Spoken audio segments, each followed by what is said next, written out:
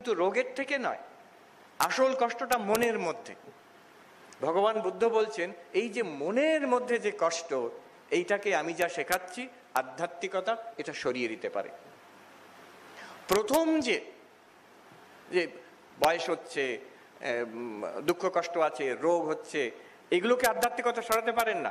যে কোনো সাধক, সে অবতার পুরুষ হোক, কৃষ্ণ, রাম, বুদ্ধ, রামকৃষ্ণ, যেই হোক, যিশু, তাদের সবাইকার শরীর গেছে একদিন, রোগ হয়েছে, ঠাকুরের ক্যান্সারও হয়েছে।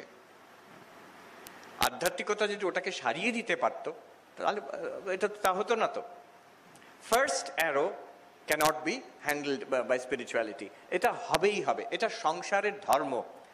কৃষ্ণ অর্জুনকে প্রথমেই বলে দিচ্ছেন তান তিতিক্ষস্ব ভারত, যা আসবে সংসারে এটা কি করব?